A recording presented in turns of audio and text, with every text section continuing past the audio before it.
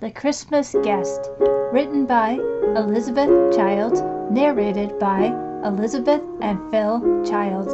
Copyright Elizabeth Childs 2024.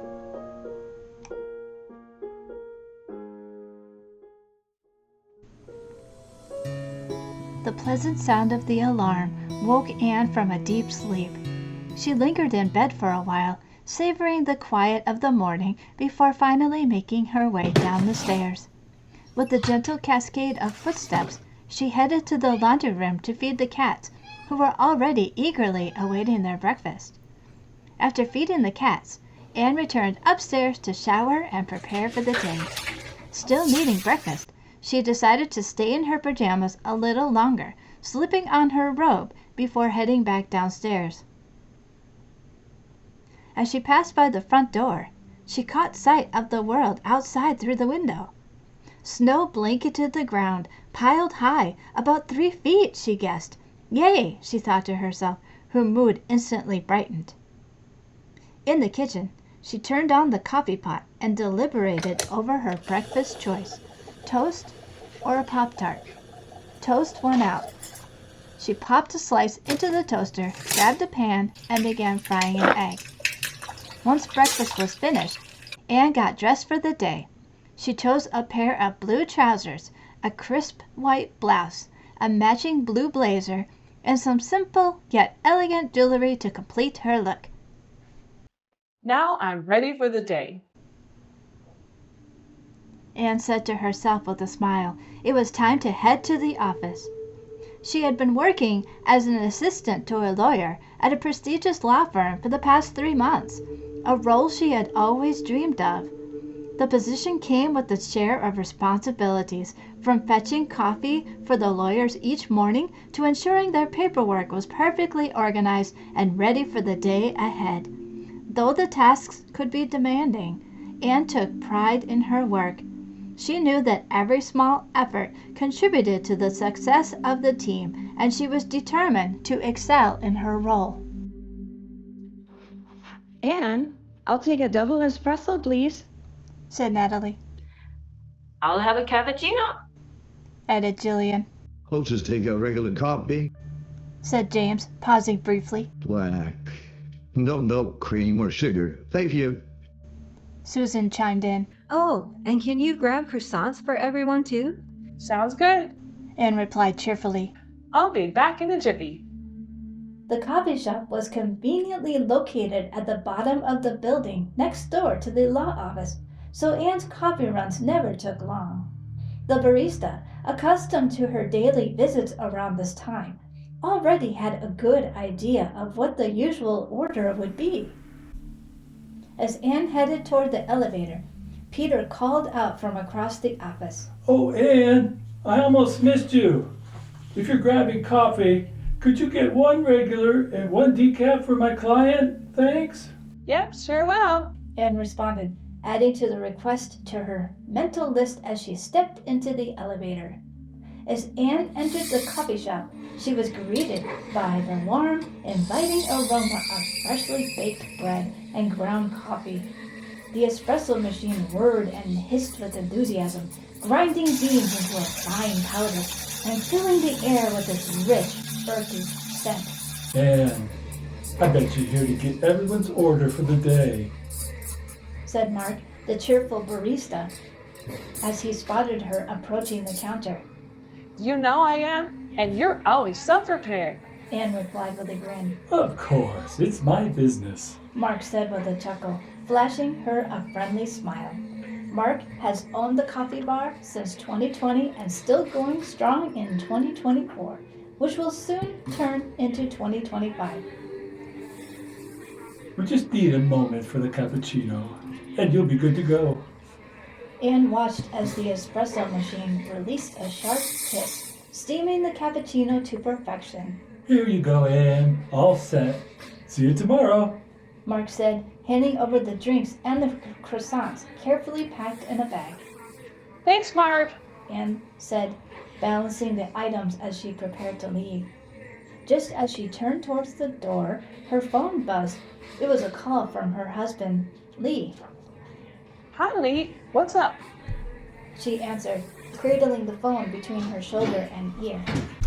I just wanted to let you know I'll be late for dinner tonight. Lee said.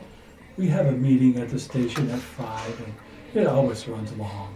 Okay, thanks for letting me know. See you after the meeting. Anne replied, her voice warm despite the news. As she ended the call, a kind gentleman held the door open for her. Thank you. She said, stepping outside into the biting cold. The brutal wind immediately swept through, blowing her hair in every direction. I'm glad I wore my coat and hat. She thought, pulling her scarf tighter around her neck. Otherwise, I wouldn't be able to see a thing. Balancing the coffees and pastries carefully, Anne braced herself against the gust and made her way back to the office, eager to start the busy day ahead. Thank you, Anne! Everyone chimed as she walked into the office, balancing the pastries and coffees with practiced ease. She smiled, setting everything down on the break room counter. In the background, the hum of the office surrounded her. Lawyers speaking with I wanted to clients, update you some on the in progress person, of your others on the phone. date The chatter ebbed for and 15. flowed, So let's rising schedule- sharply at times before settling into quieter moments. Anne was momentarily lost in thought, taking in the I recommend familiar proceeding rhythm with of the mediation. workplace. What a contrast, she mused, thinking of the calm coffee shop compared to the bustling energy here. Anne! Her daydream was abruptly interrupted by Peter's voice. He was standing near his office door, his expression mildly impatient. Can you bring me the file for Sampson versus Carter? He asked. Oh, sure, Mr. Albright. Be right there. Anne replied, snapping back into focus. She made a mental note to double-check the filing room on her way and hurried off to retrieve the file. Anne snaked her way through the long hallways to the file room, weaving past bustling coworkers. She smiled at familiar faces as she passed, exchanging brief nods and greetings along the way. Earlier that morning, while getting ready, Anne had wisely decided to wear her sturdy winter boots to combat the snow. She slipped her high heels into her bag, planning to change once she was safely inside the office. Good call. She thought, remembering the biting wind she had faced during her coffee run. Reaching the file room, Anne quickly scanned the neatly labeled drawers for Sampson versus Carter. Her fingers danced across the tabs until she found the file, neatly sandwiched between the others. With the file in hand, she made her way back toward Peter's office, her boots clicking softly on the polished floors. When Anne reached the door of Peter's office, she paused. Peter glanced up from his desk and motioned her to come in. She stepped inside and placed the Sampson versus Carter file neatly on his desk, ready for his review. As she turned to leave, Peter looked up. Thank you, Anne. He said. You're welcome. Anne replied with a polite smile. Say, Anne. Peter called just as she reached the doorway. She stopped and turned back toward him. What time is your Christmas party at your house again? He asked, his tone casual but curious. It's on December 21st at 5 p.m. Anne replied.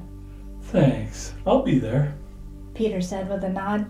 Anne smiled again and stepped back into the hallway, the office buzz resuming around her as she moved toward her next task. At 5 p.m., the workday finally came to an end. Anne gathered her things and made her way to her car. Passing through security in the lobby of the law office, she couldn't help but glance outside at the swirling, darkening skies. Looks like it's going to be a big storm, doesn't it? She remarked to Phil, the longtime security guard. Sure does. Phil replied with a knowing nod. He had been working security at the office for 10 years and always seemed to have a knack for predicting the weather. As Anne lingered for a moment, Andre, the elderly lobby attendant, joined the conversation. Well, that's Boston for you. He said with a chuckle.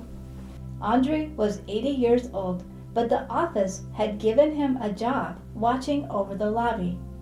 always pays to have an extra set of eyes, Phil had said in the past. And Andre sees better than most of us. You should have seen the storm of 78. Andre exclaimed with a gleam of excitement in his eyes. More snow than you'll ever see in your life.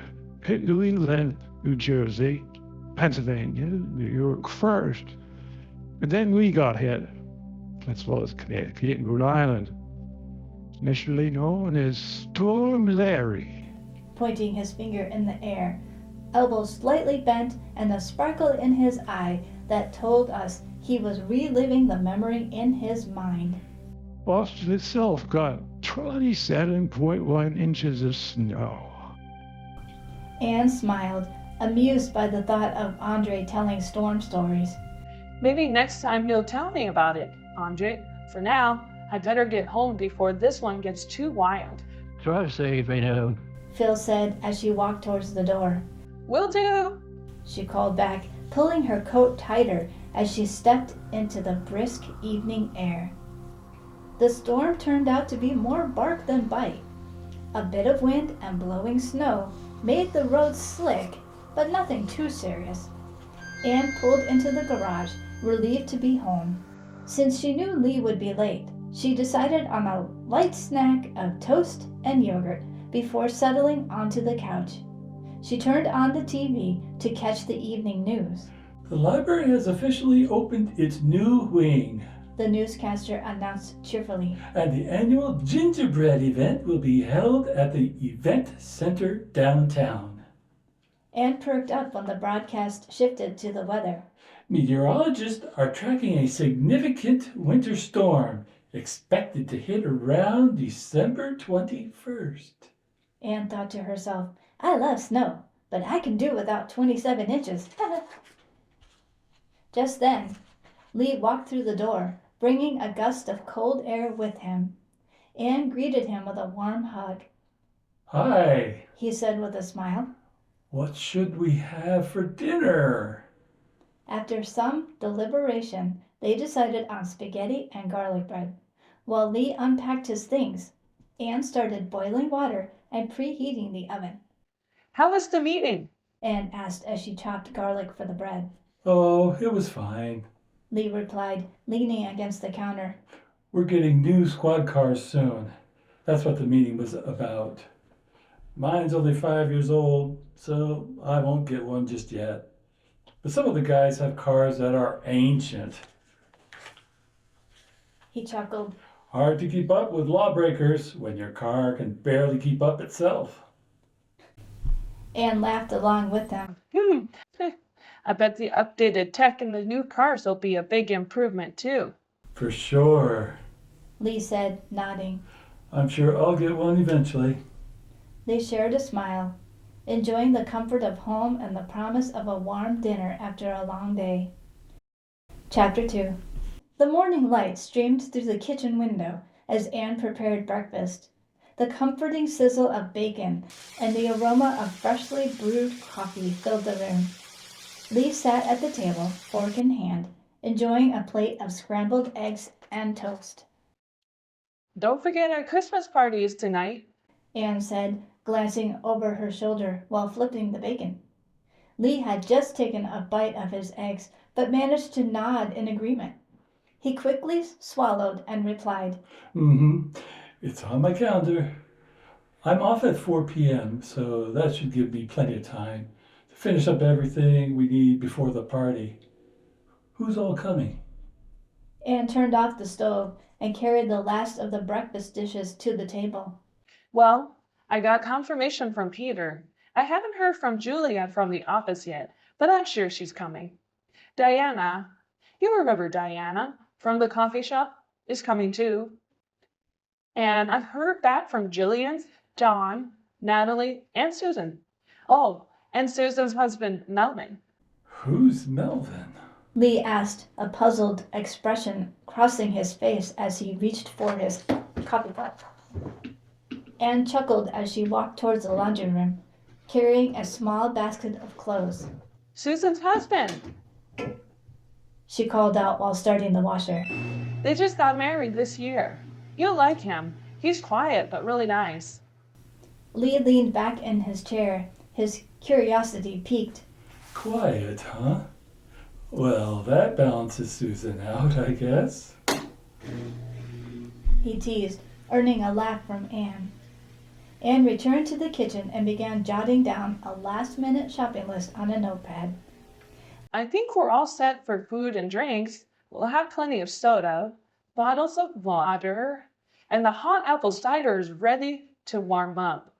The apple and pumpkin pies are good to go too. Do you think we're missing anything? Sounds like you've got everything covered. Lee said with a smile. I'll help set up when I get home. Should I wear my ugly Christmas sweater? Anne laughed. Then only if you want to win the prize for best dressed guest. Chapter 3. The day's work ended, and Lee and Anne wasted no time diving into preparations for their guests. The aroma of hot apple cider filled the house, mingling with the rich scents of fresh-baked pies and garlic from a platter of bruschetta.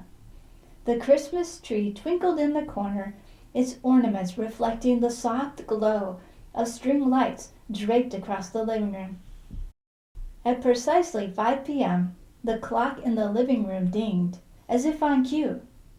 Moments later, a knock came at the door, followed by the muffled sound of boots stomping snow off on the porch. Anne opened the door to find Susan and her husband, Melvin, smiling warmly. Anne, Lee, your house is so beautifully decorated for Christmas, outside and in, Susan said as she stepped inside, brushing snowflakes from her coat. They were greeted by the inviting smells of fresh-baked food and pies, and Christmas instrumental music playing softly in the background. Melvin added with a chuckle. Between you and your neighbors, I think you've got more lights than Times Square. Oh, come on now. Anne said, laughing as she helped them hang up their coats. We couldn't resist this year. Another knock sounded as Peter, Jillian, and Diana arrived together. Hey, we saw some kids playing ice hockey in the street in the next neighborhood. Jillian said, her cheeks rosy from the cold. I love hockey myself. She chuckled to herself, her breath visible in the chilly air before stepping inside. It's the kind of night that makes you nostalgic. Peter added. Brings back childhood memories of snowball fights and skating on frozen ponds. Diana smiled. It's perfect weather for a party. Thanks for inviting us. As more guests arrived, the house grew lively with chatter and laughter. Coats piled up in the hallway, the hot cider flowed, and the scent of holiday trees filled every corner of the room. The warmth of friendship and holiday cheer seemed to melt away the chill from the snowstorm outside. The guests had just settled at the table, marveling at the feast before them. Steam rose from the hot dishes of mashed potatoes, roasted vegetables, and baked ham, mingling with the sweet scent of pies waiting on the counter. Laughter and lively conversation filled the room, but the sound of the wind howling outside reminded everyone of the worsening storm. I wonder if this party is about to turn into a sleepover, joked Peter, grinning as he buttered a roll. Jillian laughed. Dibs on the couch, unless anyone else wants to arm wrestle me for it. We might need to draw straws, Susan said, giggling. or else poor Anne and Lee will be dealing with sleeping bags on every square inch of the floor. Just then, a faint knock interrupted the chatter. It was so light, it almost went unheard against the storm's roar. Anne looked up puzzled. Everyone's here. Who could that be? She rose and walked to the door, the murmurs of curiosity trailing behind her. When she opened it, a gust of wind blew in, carrying with it the bitter cold of the storm, and the faint silhouette of someone standing on the porch. Ma'am, I'm so sorry to bother you, said a timid, shaky voice. The shadow stepped forward, revealing a young woman drenched from head to toe. I didn't know a storm was coming, and Anne cut her off gently. Oh, my dear, please come in. It's much too cold for you to be out there. She ushered the girl inside, closing the door firmly behind her. This girl, now visibly shivering, clutched a small bag of groceries to her chest. Susan quickly stepped forward. Let's get you out of those wet clothes, she said, guiding her toward a chair near the fire. Jillian handed her a steaming cup of hot cider, which she accepted with trembling hands. Are you hungry? Anne asked softly. We have more than enough food. Please, join us. Oh, I don't want to impose, the girl replied, her voice faltering. I just didn't want to be out in the cold any longer. She placed her bag on the counter. I was on my way home from the store. I didn't realize the storm was coming. I was gonna make myself a little Christmas dinner. Jillian furrowed her brow. You mean you don't have anyone to spend Christmas dinner with? The girl shook her head. No. Anne studied her closely, a flicker of recognition in her eyes. I'm sorry, she said at last. You look so familiar, but I just can't place you. The girl hesitated, then said, I've seen you around too. My name's Angela. I work in the same office you do, but I'm always in the background. Anne's face lit up with realization. Oh, that's it. I'm so sorry I've never spoken to you before. Angela smiled meekly. I wanted to talk to you too, but I didn't know where to start. Anne pulled out a chair for her at the table. Well, it's inexcusable on my part. I could have started with a simple hello. Jillian chimed in. I found compliments work wonders for breaking the ice. Angela laughed softly, her cheeks warming. I guess I need to work on being more verbal myself. I recognize everyone here, at least by name. My job in the office involves handling files, including employee files. So I've gotten pretty good at putting faces to names without people realizing it. Anne smiled warmly. Wow, God must have wanted you here tonight. That's why He led you to our house. She gestured around the table. Let me introduce you to everyone properly. As Angela began to relax, the warmth of the room and the kindness of her host slowly melted away her initial shyness. The storm outside continued to rage, but inside the house, the gathering felt cozier than ever, with a new guest now part of the circle. Chapter 4. By the time the clock struck 9 p.m., the storm had finally let up, leaving a blanket of fresh snow glistening under the streetlights. The guests lingered for a while longer, sharing laughter and stories, but one by one, they bundled up and made their way home, thanking Anne and Lee for a wonderful evening. Drive safe. Anne called to Peter as he stepped outside, his scarf wrapped tightly around his neck. You two throw the best parties, Jillian added, giving Anne a quick hug before following Peter out. Angela was the last to leave. She paused at the door, her grocery bag tucked under her arm. Thank you so much for everything. This was more than I could have ever imagined. Anne smiled warmly. You're always welcome here, Angela. Don't be a stranger. Angela nodded, her cheeks flushed. I won't. Merry Christmas. As the door closed behind her, the house fell quiet. Only the faint ticking of the clock and the hum of the heater broke the silence. Lee and Anne exchanged a look before glancing around the room, now littered with empty plates, half-filled cups, and crumpled napkins. Well, Lee said with a grin. That was a party to remember. Anne chuckled, grabbing a trash bag. It really was. Everyone seemed to have a good time. And Angela. I can't stop thinking about her. Lee began stacking plates. I know. She seemed so shy at first. But by the end, it was like she'd been part of the group forever. Anne paused, her hands on the edge of the dining table. It's funny.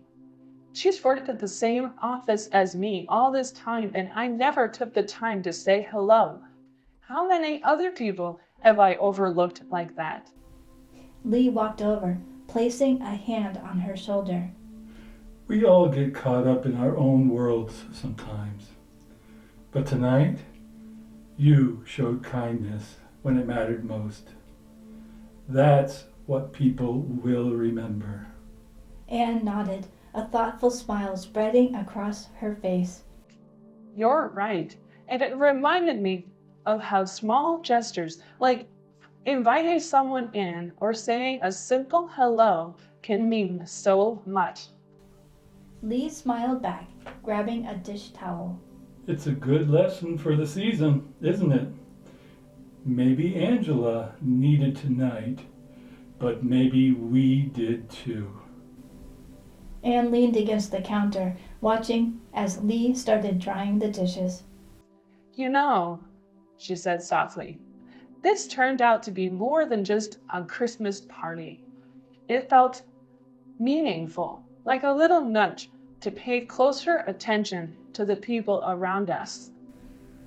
Lee nodded, his face warm. Well, it was a stormy night, but it brought everyone together. Can't think of a better Christmas story than that. Anne laughed lightly and picked up the broom to sweep the crumbs from the floor. As they worked side by side, the warmth of the evening lingered, filling the house with a quiet sense of peace and gratitude. Outside, the snow glittered under the moonlight, and inside, Anne and Lee knew they had created a memory that would stay with them long after the season had passed. The end.